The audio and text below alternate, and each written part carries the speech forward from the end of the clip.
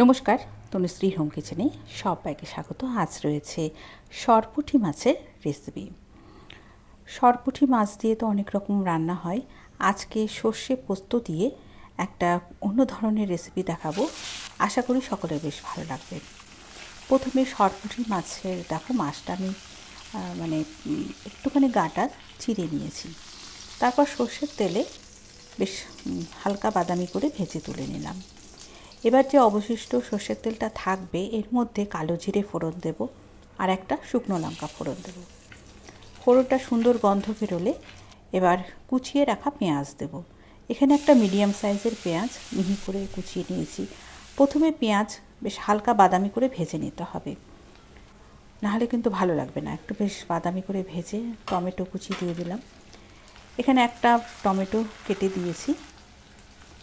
পরিমাণ মতো হলুদ বা 1 চামচ হলুদ দিয়েছি, একটু হলুদটা বেশি পড়বে। স্বাদ মতো নুন আর হাফ চা চামচ চিনি দিয়েছি। এরপরে পোস্ত, সর্ষে দু রকম, তার সাথে 3-4টি কাঁচা লঙ্কা একসাথে বেটে নিয়েছি। সেই বাটা মশলা দিয়ে খানিকক্ষণ কষে নেব। 2 মিনিট একটুখানি কষিয়ে নেব।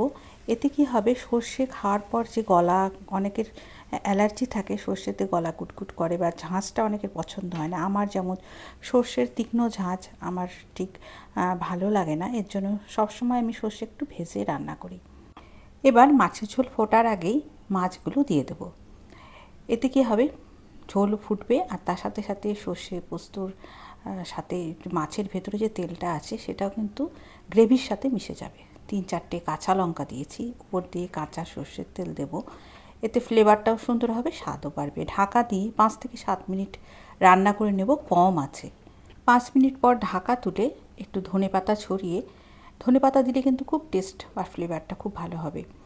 তো ধনেপাতা ছড়িয়ে দিয়েছি, দিয়ে আরও 2 মিনিট রান্না করে নেব কম আছে। ব্যাস, তৈরি হয়ে গেল সর্ষে পোস্ত দিয়ে সরপুঁটি মাছের রেসিপি, যেটা গরম ভাতের সাথে অপূর্ব লাগে।